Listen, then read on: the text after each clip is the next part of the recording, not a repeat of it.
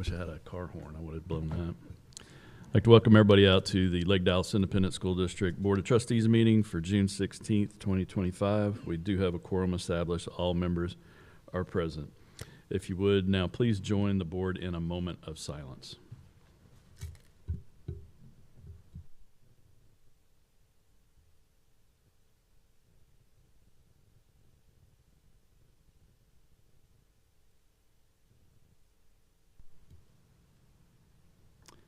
Thank you. Now, if you will please rise, and we'll be led in the pledges of allegiance by HR Director Carla Landrum.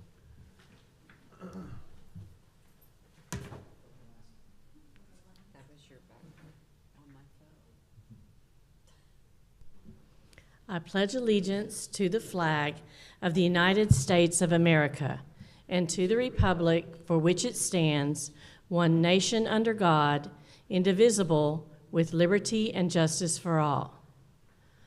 Honor the Texas flag. I pledge allegiance to thee, Texas, one state under God, one and indivisible.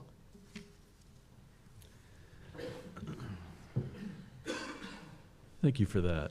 We appreciate it. You're welcome. I'm next.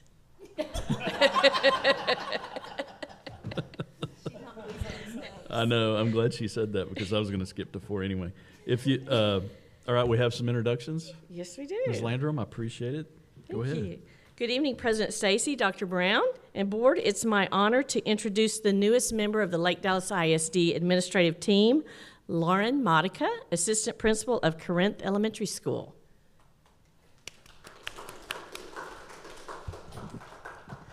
A little bit about Ms. Modica. She earned a Bachelor of Business Administration and Management from Texas A&M University.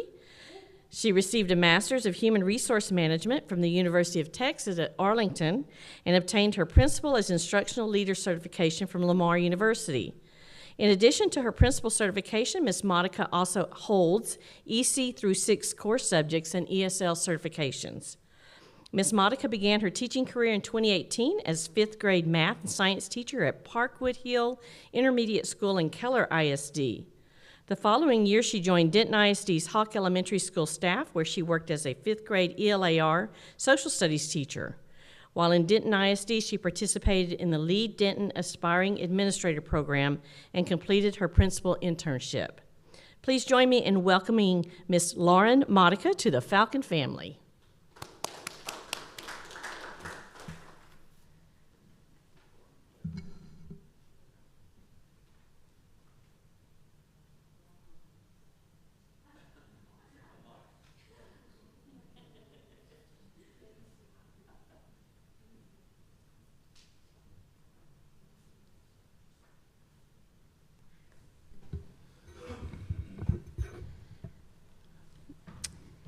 Okay, their next item is executive session. The open session of the meeting will adjourn. The Board of Trustees will reconvene in executive session pursuant to one or more sections of the Texas Open Meetings Act, Chapter 551 of the Texas Government Code. The Board of Trustees will reconvene in open session to take any final action, decision, or vote on a matter deliberated in executive session, and it is 5:33.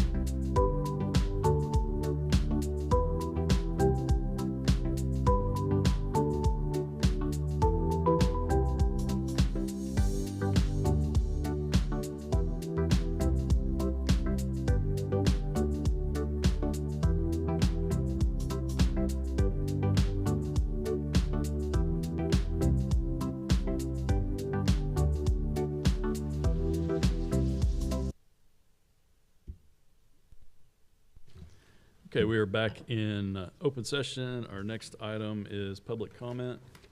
And apparently have nobody signed up for public comment, so we'll move on to our next items, which are information items. The first of which is our legislative update from, we'll be hearing from Dr. Kristen Brown. Dr. Brown. Thank you, sir.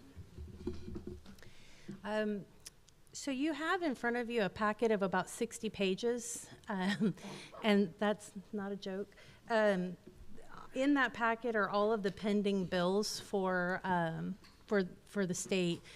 The bills that are highlighted in yellow are the ones that have already been signed by the governor. The others are pending governor signature. So tonight we're going to cover the first 45 pages. I'm just kidding. Tonight we're going to cover HB 2, and that has already been signed by the governor. That is the biggest bill for this session. The others will follow up with you on another workshop, or I'm sorry, on another board meeting day. For right now, we want to wait until the governor signs it before we start getting into what needs to be done. So all of a sudden, my system has decided that it's not going to work. There it goes. Okay.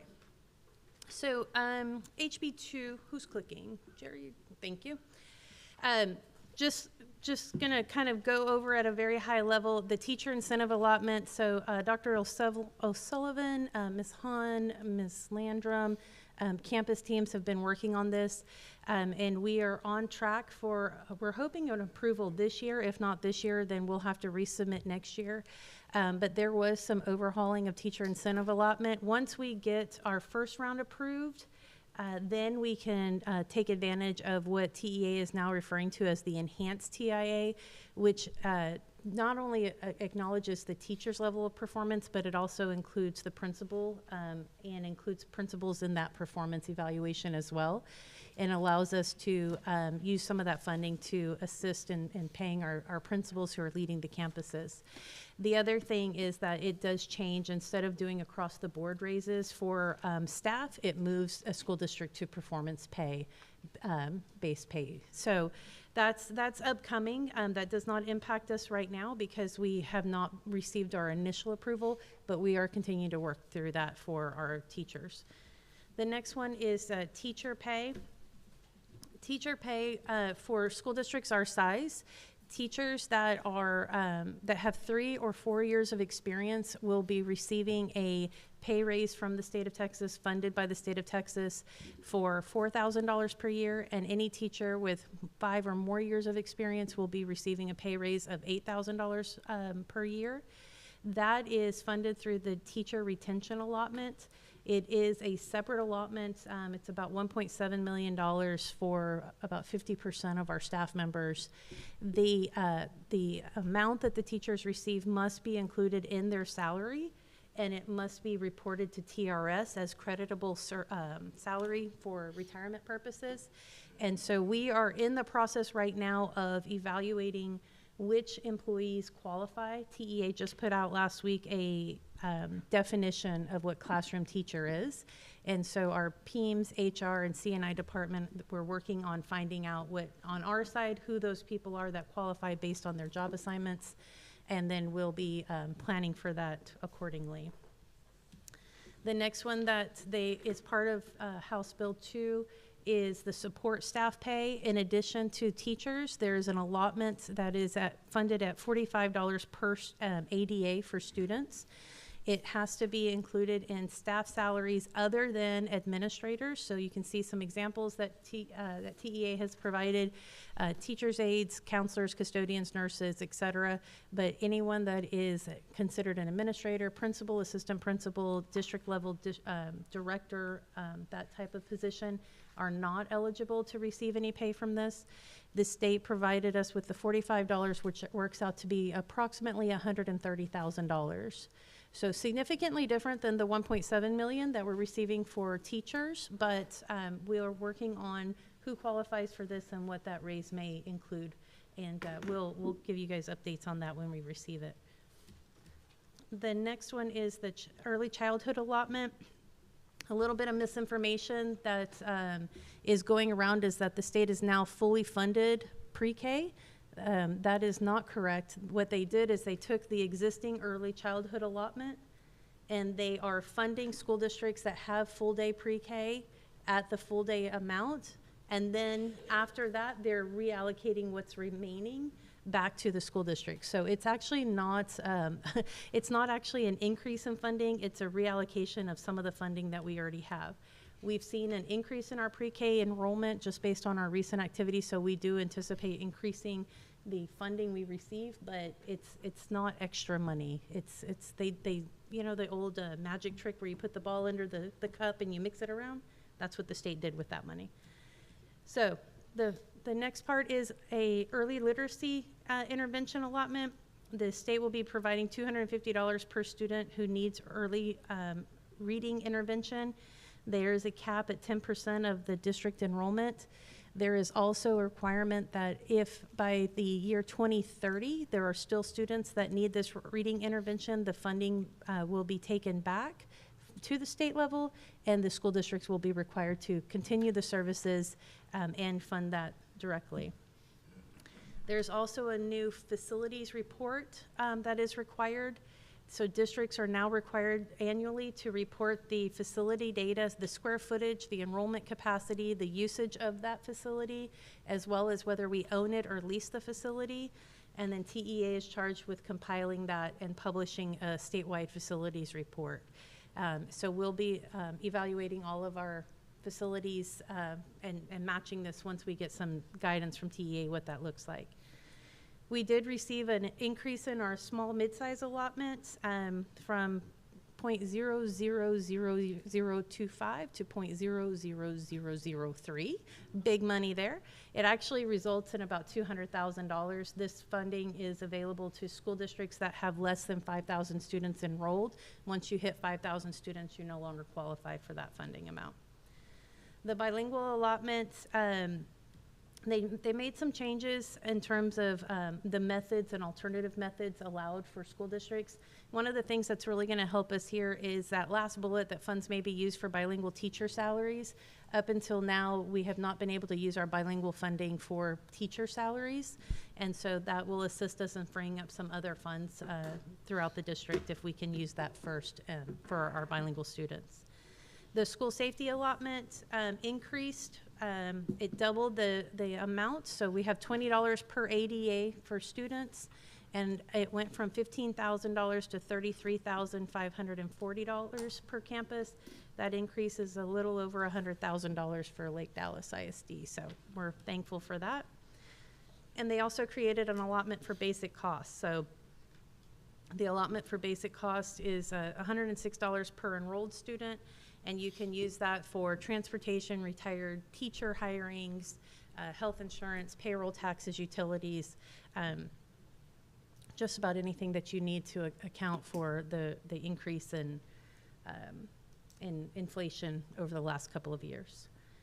They made some substantial changes to teacher preparation and training. So one of the things, and there's a couple of things listed here, but one of the big things that's going to impact us is the uncertified teachers from core areas. So in 26-27, elementary schools may not hire non-certified teachers in reading and math, and by 27-28, then that extends throughout additional areas throughout the district in terms of core areas. We do have some certified teachers or some uncertified teachers teaching in those classrooms. They do offer some opportunities for teachers to become certified, and they are funding some of those teacher prep programs. And so we're excited that they're doing that, but it will close down the District of Innovation plan, that it will close that section for us where we are allowed to hire those. Just as a side note, charter schools and private schools are still allowed to hire uncertified teachers. It's only public schools.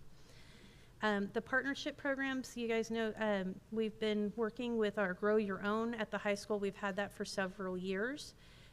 TEA is funding some specialized programs to help increase the number of teacher residents. That's where a teacher candidate, similar to what a doctor does, they go to college for the first 3 years, and then they can do a teacher residency their last year. And that last year, the state is offering some funding for teachers that go through that process. And they're also On the next slide, they're also allowing us to make some changes to our vacancy posting. So we no longer have to post for 10 days. We can post positions for 5 days, which is very helpful. There's some exam waivers for special ed and bilingual candidates.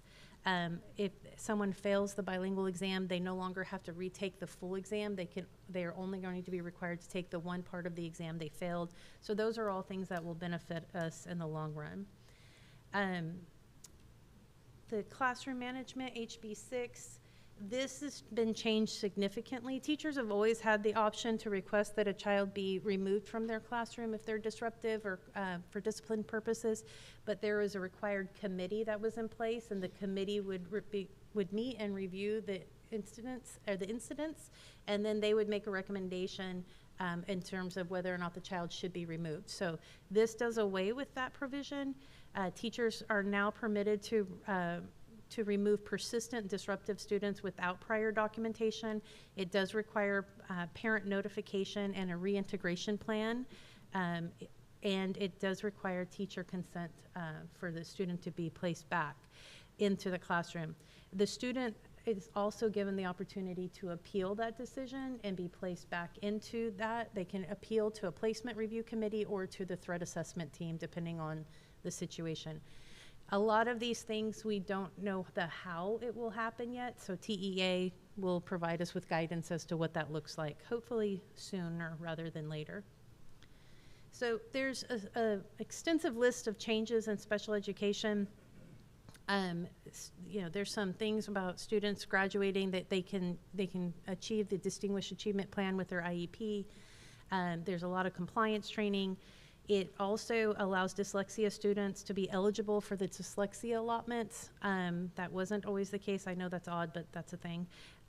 They increased the CCMR bonus for special education students, increased transportation, and districts will now receive $1,000 per full initial IEP evaluation, and that's to help offset the cost of the increase in that. A lot of this funding will not go into place until 26-27. So some of the requirements will go into place in 25-26, but in 26-27 we'll see additional special ed funding. In curriculum and instruction, you may remember reading academies a few years ago. They are now introducing math academies. There's been a decline in math scores across the state of Texas over the last couple of years, and so they saw better results with reading, and so they decided that that would be a great thing to do for math. It also limits the requirement for 7th and 8th grade teachers are not required to go through that, and any stipends funded from the district allocations can be used to pay for math and literacy academies. They do have a universal kindergarten reading screener that's being required to be adopted by TEA. This is on the next one, Jerry. The district is required to report the results to the board and the parents, and then the assessments are going to be conducted all the way through grade 3 now. There is a parent allowed opt-out for this program. Early literacy, similar to what you just saw there, previously mandated targeted reading intervention for students until they get to grade 4. The intervention must be consistent with trained staff. And we're a little confused because one of the things that the bill says is that interventions must be done by teachers that are part of the teacher incentive allotment. So we're not sure what that means when a school district is starting out with teacher incentive allotment and we don't have teachers in that program. So we're looking for TEA guidance there also. The next one under tutoring, it is a grant program, $400 per eligible student.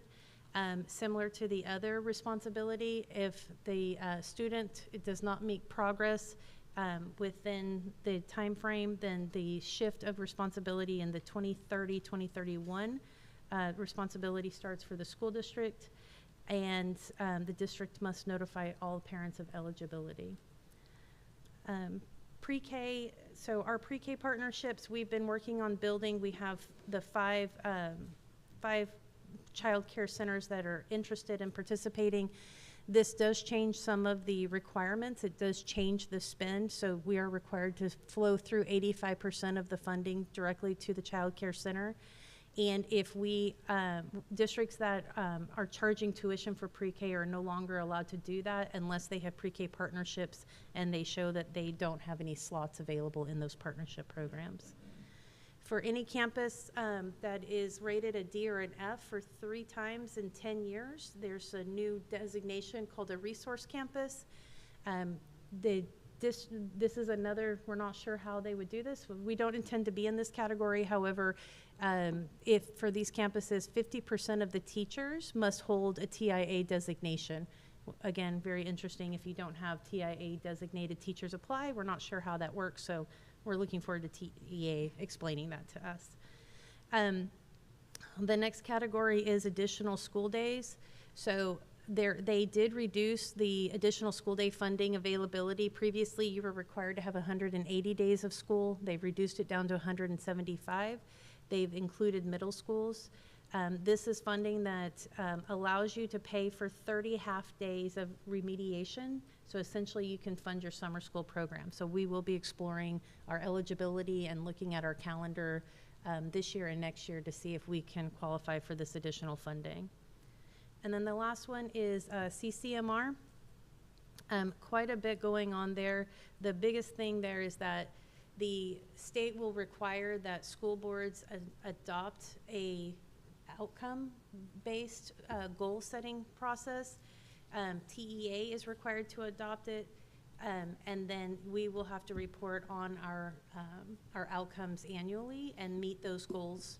It also allows for P-TECH, which is something we've been exploring. A P-TECH school is a technology-based aligned to CTE program, so they increase the funding for that. And they also increase the certification exam reimbursement and fingerprinting. So some kids have to get fingerprinted. So our kids that are in the Ready, Set, Teach program have to have their fingerprinting done. The district pays that cost. Now there will be a funding available to assist us with that cost as well. So that is a very broad overview. Like I said, you have the details in front of you. If you have any questions, I'll be happy to answer those. Any questions or comments from the board? All right, you're off the hook. All right. All right, our next information item is the 2025-2026 budget update from Ann Hahn, our CFO. Hi, Ann. How's it going? Good evening, President Stacy, Board, Dr. Brown. So tonight, I'm going to bring another budget update, kind of a very broad overview, but nonetheless, campus and department budgets. Maybe.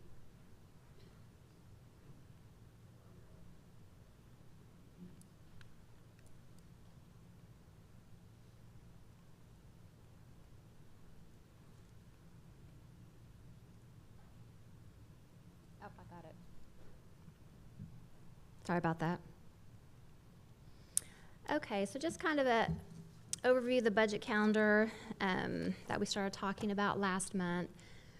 Had an initial budget update at our May meeting, and then a couple weeks ago we had a workshop. Tonight I'll bring to you another budget update. Then at our July meeting, we will be bringing to you our compensation plan within another budget update, and then also our general fund, food service, and debt service fund budgets for the 25-26 year. And then on July 25th, we will receive our certified tax property values from the tax office, and that will even further help us establish our budget. And then we'll bring one more round, August 11th, of final budgets, and then we will have our public hearing, which we are required to hold on August 25th, where you will adopt the budget, and then also we'll bring to you a tax rate for you to adopt as well. So slides that you've seen before, but just a reminder that state funding does follow the student. The Foundation School Program establishes how much state funding school districts are entitled to receive.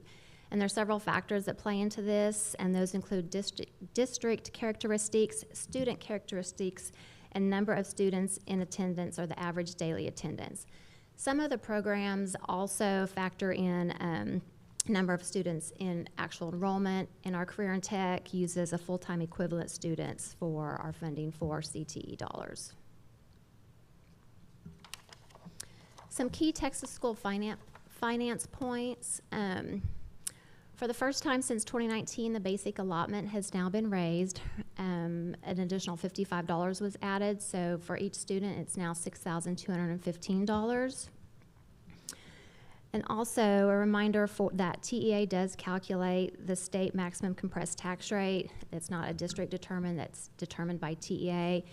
And even though we might have higher property values, that does not mean that we will overall receive more general revenue.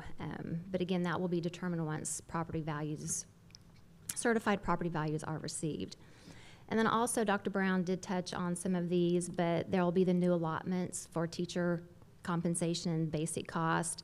And the main ones that we're going to be focusing on are the teacher retention allotment, the support staff retention allotment, and the allotment for basic cost, because those are the ones that will give us additional revenue for compensation for teachers. And again, school funding is a balancing act with local share versus state share. Even if our tax revenue increases, that doesn't mean that we're going to receive additional funding. That just means we receive less state funding. It is an equalized system, and so they balance each other out. Just kind of a look at historical tax rate. It has decreased since the 2017-2018 year. We're now at $1.26 per $100 of taxable value. And one thing also to consider in this, and I believe it was signed today by Governor Abbott, is Senate Bill 4, which will increase the homestead exemption from $100,000 to $140,000. Now, this will also have to be voter approved in November, but I'm pretty certain that it will pass. And so that will be taken into consideration as well. But they did say that they will hold districts harmless, meaning it won't reduce our local revenue, and they've added additional state aid to counter that.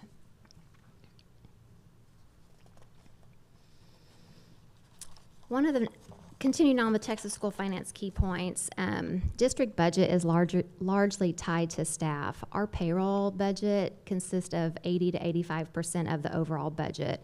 We employ over 600 employees, and so that's where the bulk of our budget goes.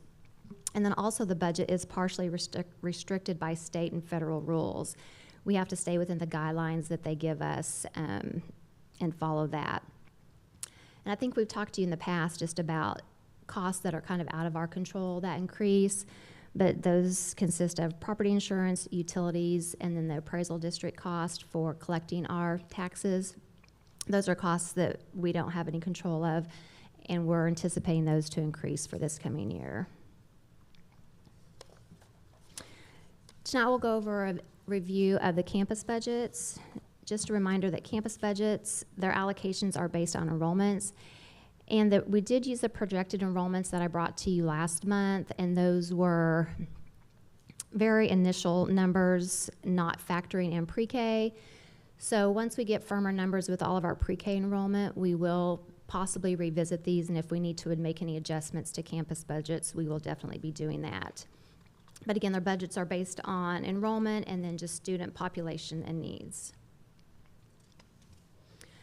So for the elementary campus, their allocations consist of everything just to keep those elementary campuses running. That consists of instructional and office supplies, reading and library materials, counseling and testing supplies, routine equipment repairs, paper and print shop expenses, staff development, replacing capital outlay items, postage, field trip and other travel costs, and fees and dues.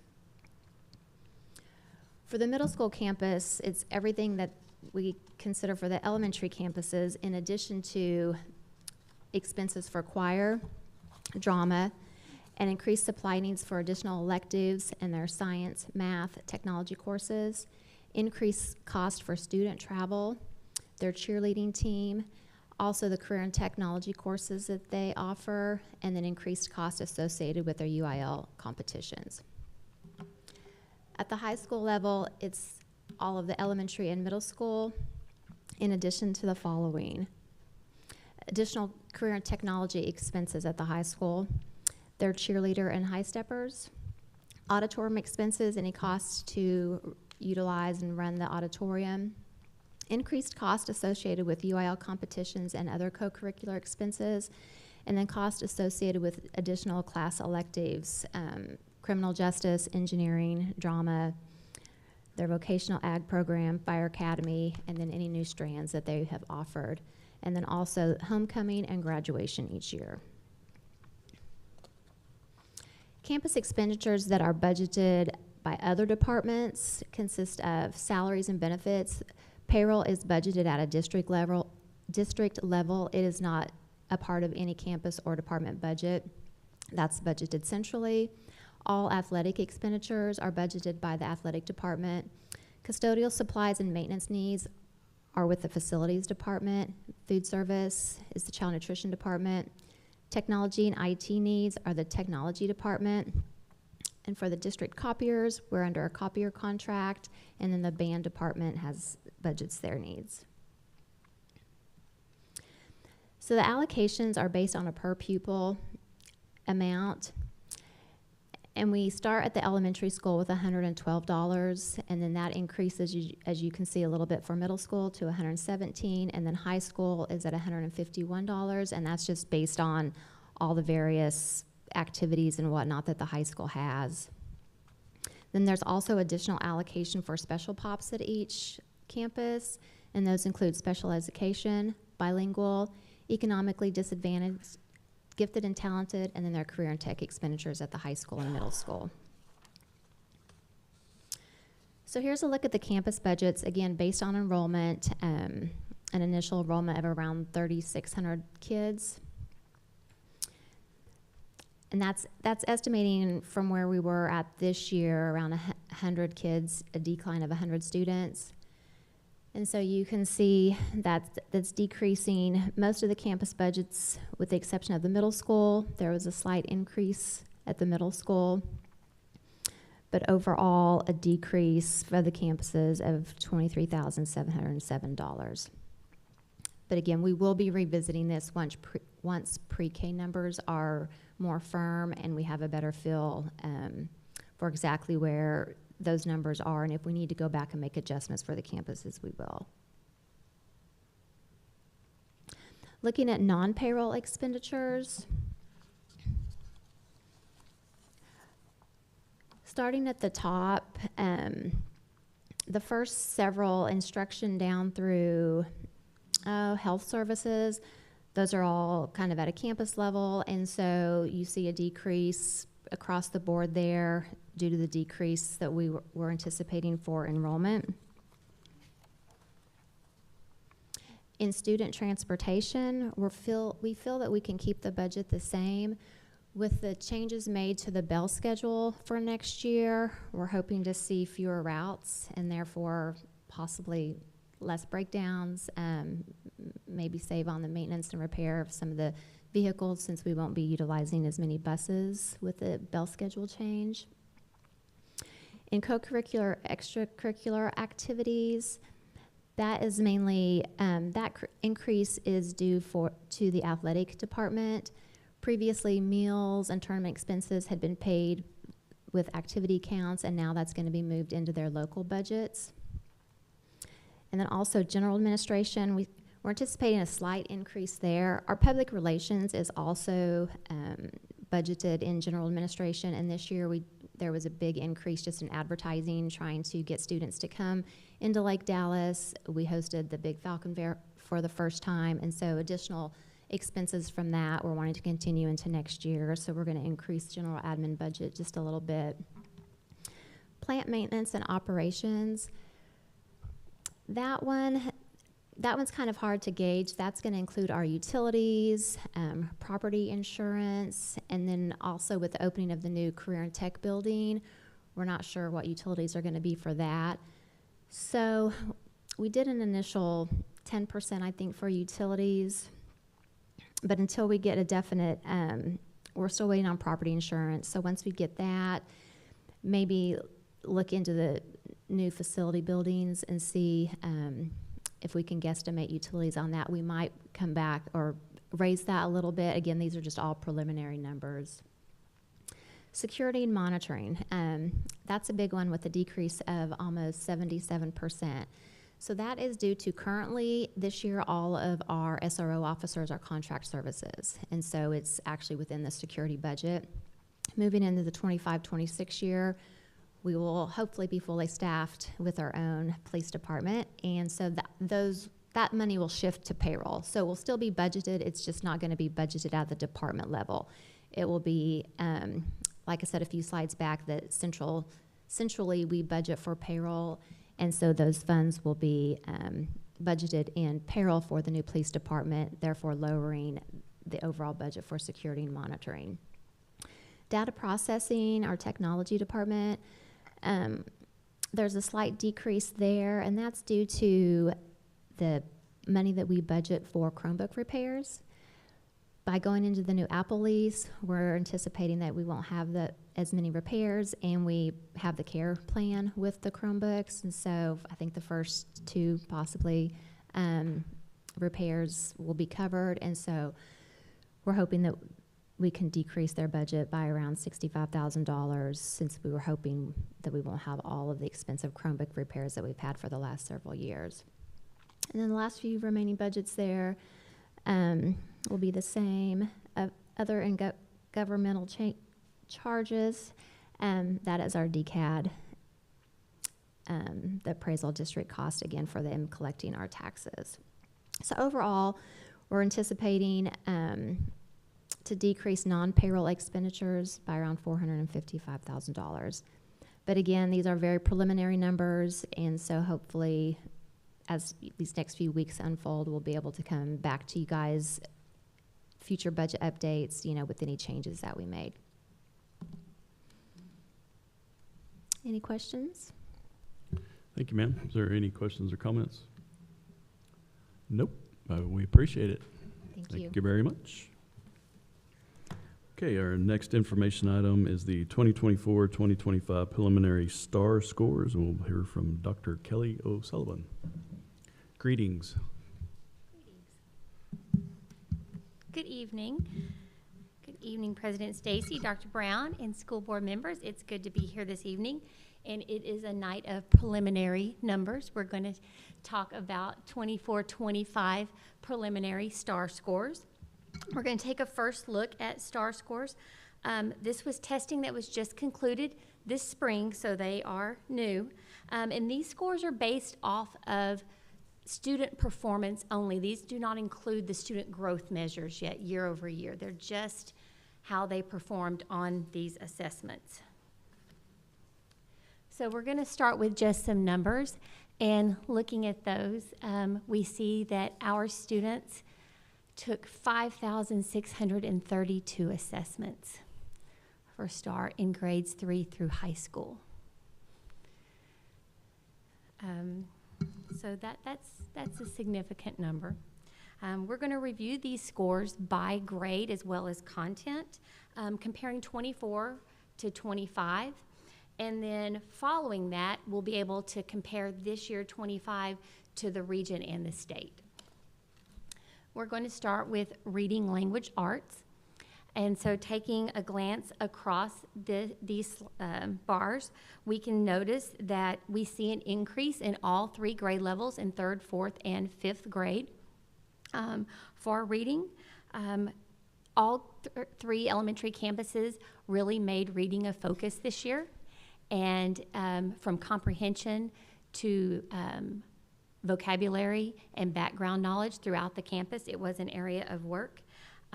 A couple of highlights from these scores from campus perspective include LDE 3rd grade had an increase of 10% over 2024, and SSE 5th grade had an increase of 16% over 2024. Some of this increase came through intentional lesson designing and planning, more consistent use of the reading curriculum across all 3 campuses, professional development, and through our instructional coaches and the C&I department working hand in hand, and the principals overseeing and guiding that work as well. And then the teachers in the classroom making sure those things are taking place every day for students. If we look on the side, the percentage achieving approaches and above, just a reminder that approaches is that minimum score that's considered passing by the state. Above that is meets and then masters. When we move beyond and we have more finalized data beyond preliminary, we can dig into the meets and the masters and all those parts. Looking at 3 through 5 reading, language arts as compared with Region 11 and the state, we can see that we fall pretty much in line. Our students fall pretty much in line with their peers, a little bit higher in grade 3 and 5, and 1 below or at with the state in grade 4. Moving to math, we probably noticed right off that 4th grade math is significantly higher this year than last year by 8 percentage points. Slightly lower in 3rd and 5th grade. Math is an area of growth. It was a focus area. It will continue to be. We are anticipating even more growth and achievement with our implementation of the new math curriculum for next year.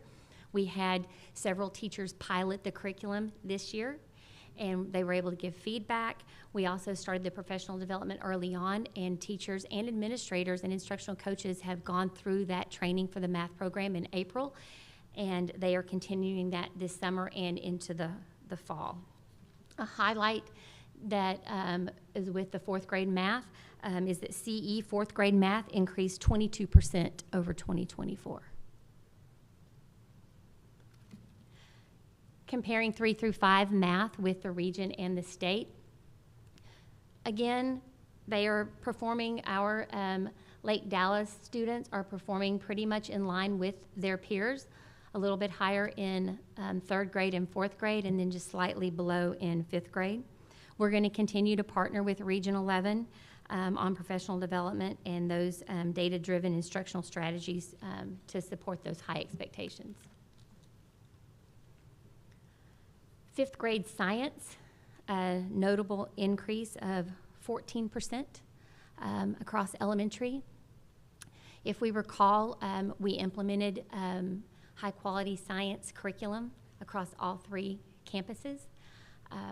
The instructional coaches, Ms. Pitt, our C&I director, along with the principals and the teachers, really made an intentional focus of implementing this curriculum.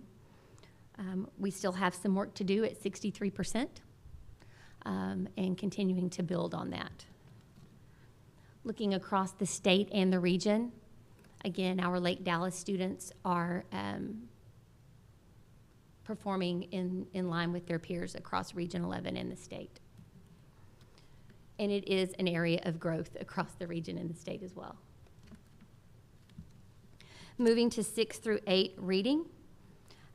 We can see from 24 to 25, we had a decrease in grade 6 and grade 8 of 5 to 6 points each.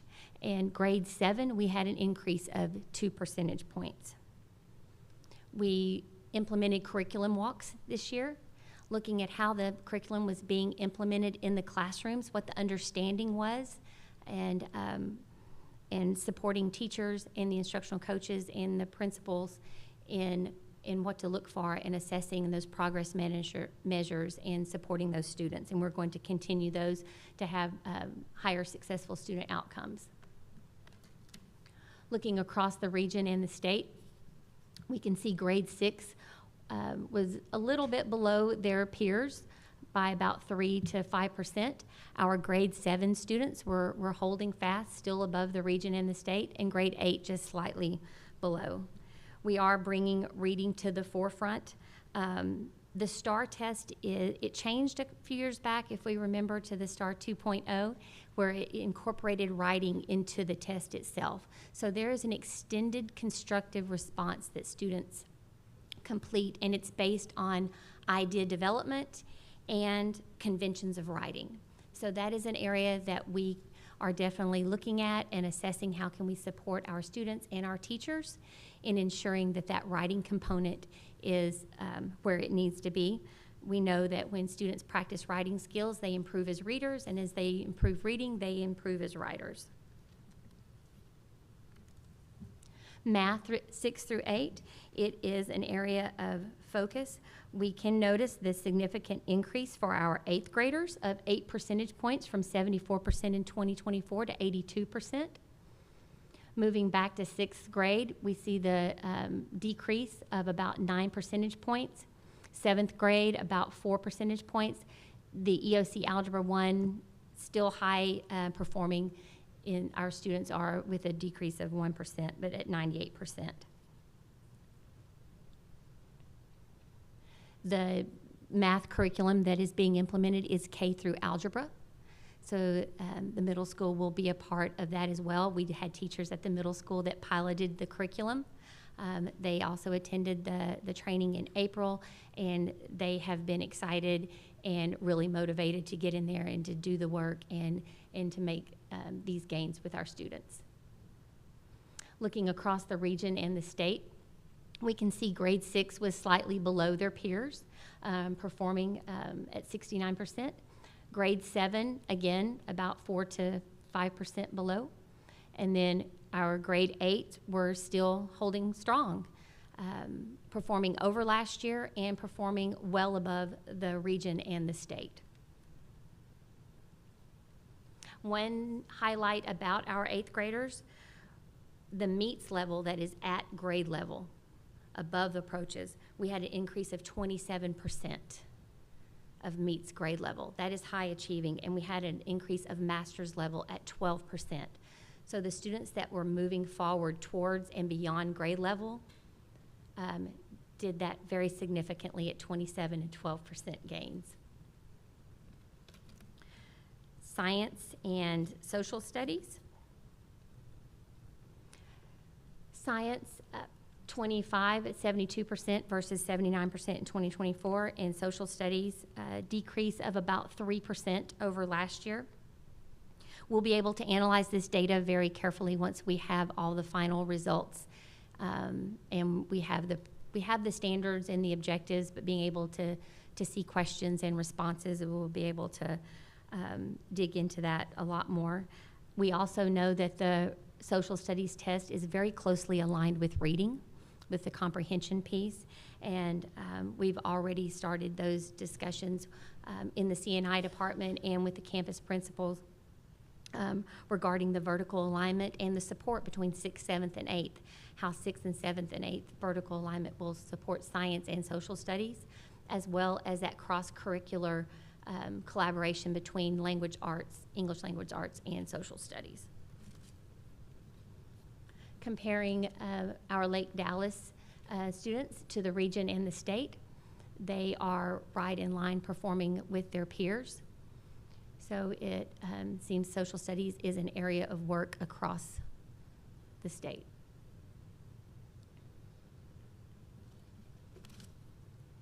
Moving to our EOC at our high school students, we noticed that there was a slight increase for English 1 and for biology, a slight decrease for English 2, Algebra 1, and U.S. History. U.S. History still performing very strong at 97%. We know that English 1 and 2 were areas of focus at the high school this year. They put some systematic approaches in place, especially for the retesters and some students who needed those interventions. And so we're going to go back and look at those measures and see what we can build on as well. Comparing our Lake Dallas students across the region and the state, we can see our English, in English 1, English 2, biology, and U.S. history, our Lake Dallas students performed at higher levels in achieving higher levels than their peers in Region 11 and across the state. Algebra 1, still a bit of a dip there.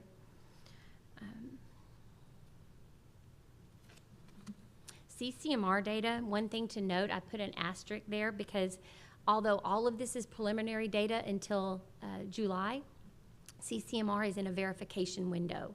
And if we remember, CCMR and graduation is that lagging data. So it's 2025 accountability, but these are 2024 graduates for CCMR. And so we are in a verification window through the month of June, going back and checking every piece of CCMR. Right now, it is showing 75% over the previous year at 48%. And graduation is holding at 99.7.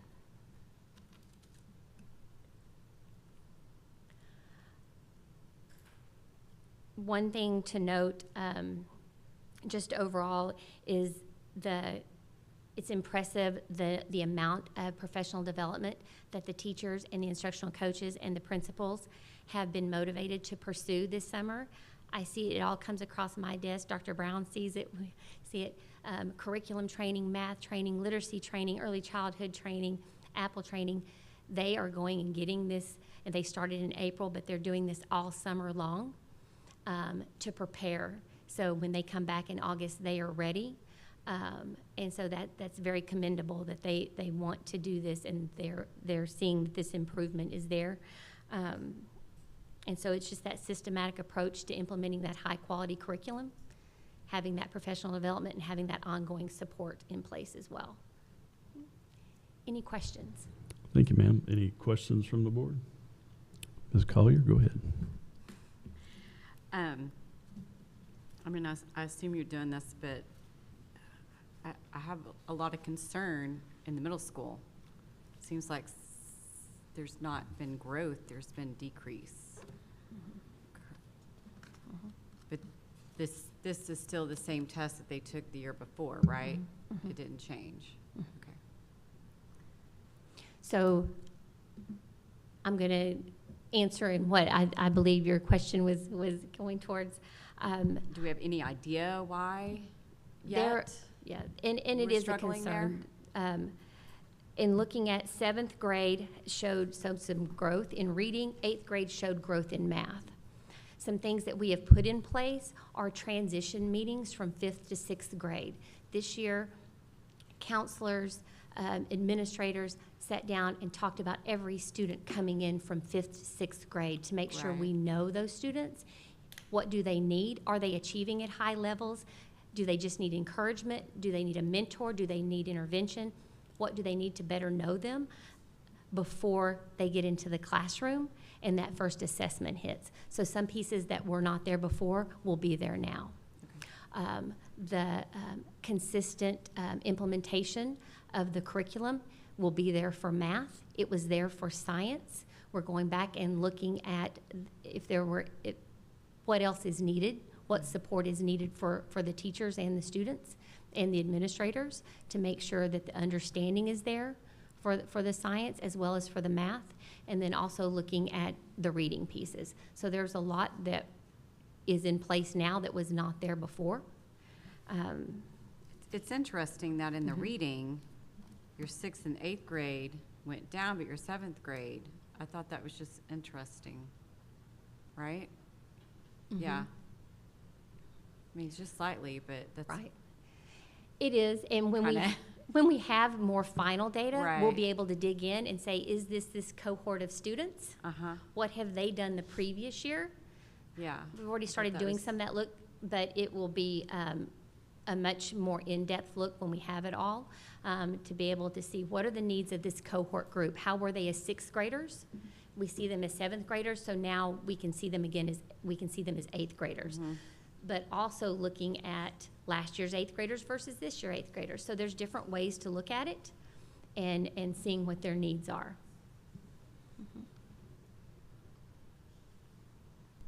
Can I add something to that? And then Algebra 1, is that tested in, do we have some middle school kids taking Algebra 1, right? We do. So there are the Algebra 1 in middle school. Right. But then it went down in the Algebra 1 in high school, right? Right. It's interesting. Algebra 1 at the middle school, those students are high achieving in math. Oh, right. Okay. They are Yeah. high achieving. They are taking it a year earlier than their Earlier. peers. So they're, okay. At ninth grade, some more of those math challenges. Right. And that would've been my me. perceptions around math sometimes change as a ninth grader, and sometimes there are more hurdles to get over as a ninth grader. Sure. But Okay, it's that makes absolutely sense. an area of improvement. That makes sense. Thank you. The state has also increased the required percentage of eighth graders taking Algebra 1 to 40% of the class. So we're seeing more and more of the students that are higher performing taking it in eighth grade. And then the students at the other 60% are not taking it. And so you tend to see a little bit more of a struggle at high school as well. I just wanted to makes point out sense. your question about middle school. You know, Mrs. Bovan was part of the TEA instructional redesign process at Corinth Elementary.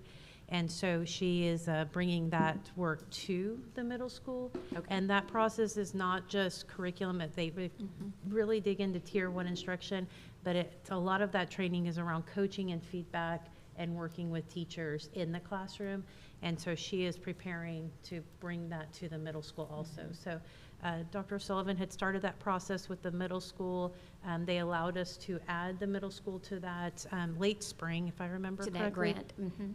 And so we kind of started the process there, but we're excited that she's been trained and she's able to bring that, her knowledge and her success at Corinth Elementary to the middle school as well. Yes, because I remember her presentation to us at a workshop of how she has improved that campus. So She's going to be good. bringing that model to the middle school. Okay. I alluded to Sounds- that. I should have gone into more detail about That's okay. partnering with Region 11 and bringing that coaching piece there for the administrators, the instructional coach, as well as the teachers. It's a full systematic approach. Okay. Sounds like we have a plan. Okay, any other questions or comments? All right, that'll do it. Appreciate it. Now we'll move on to our next items, which is the consent agenda. Consent agenda is those routine items that can be handled in one motion. Do I have a motion on the consent? I move to approve. Motion to approve by Mr. Smith. Do I have a second? A second by Mr. Tucker. Is there any discussion? If not, all those in favor of approval, please indicate. And that passes unanimous. Thank you. Move on to our action items, the first of which is consideration approval of TASB Policy Update 125. Dr. Brown. Yes, sir. You have the full packet there on your screen, but I'm just going to run through a couple of updates. You'll remember that we only vote, or y'all don't let me vote. Y'all only vote on the local policies, not the legal policies. So BDAA local removes the option for board members to assign clerical duties to an employee, and that is to align to the new legal policy as well. BDB local has to do with the organization and the committees and outlines the process if the board assigns committees and what that process looks like. BDF local has to do with advisory committees, specifically that each board member has the opportunity to appoint someone to an advisory committee, and then it addresses that the action taken is in a board meeting, not as part of the advisory committee. EI local, previously when students, and this is a TASB, this wasn't a specifically Dallas change, it's a TASB change. A student that has an average of a grade, so semester 1 and semester 2, and they averaged a passing grade, they were given the passing grade. It now requires school districts to look at the combined grade. So if a student fails the first semester but passes the second semester, we're not permitted to require them to retake the full class. They can only be required to take the portion of the class in which they failed. FDE local adds bullying as a list of offenses in which we must collect data and allows for school safety transfers. And FEC local is the attendance for credit. It now does not allow an administrator to give the equal amount of seat time in which the student missed. Now it must go to the attendance committee, and the attendance committee assigns that seat time. So that's the very broad overview. If you have any questions on specifics, we can answer those. All right, any questions or comments? If not, I'll entertain a motion on this TASB policy update. Motion to approve by Ms. Collier. Do I have a second? Second by Mr. Appleby. Any further discussion? If not, all those in favor of approval, please indicate. And that passes unanimous.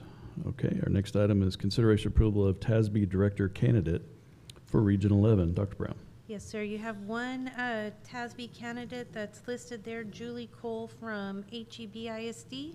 The candidate's position term would be from 2025 to 2028. And so you're voting to approve or not approve because you only have one candidate. Limited options. But I think she's a good one anyway. Any questions or comments on this item? If not, I'll entertain a motion. I move to approve. Motion to approve by Mr. Baird. Do I have a second? Second by Ms. Collier. Thank you. Any further discussion on this? If not, all those in favor of approval, please indicate. And that passes unanimous. All right, and our last action item is consideration approval of 25-26 professional new hires. Oh, there she is. You, me, you? We recommend as, wait, I was totally thrown off by that. We recommend as approval as presented in closed session. So. All right. Sounds fantastic.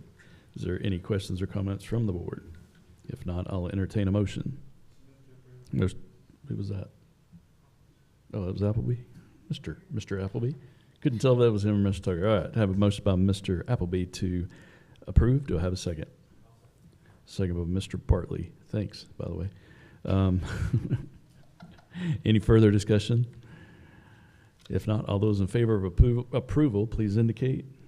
And that passes unanimous. Thank you very much. Our next item are calendar announcements and information and our upcoming meetings. Dr. Brown. Yes, sir. You have a calendar there. You do have a school board training later this week. And then you have a couple of other things listed there. July 21st is our next regular board meeting. All right. Very nice. The open session of the meeting will adjourn. The Board of Trustees will reconvene in executive session pursuant to one or more of the sections of the Texas Open Meetings Act, Chapter 551 of the Texas Government Code. The Board of Trustees will reconvene in open session to take any final action, decision, or vote on a matter deliberated in executive session. It is 7:17.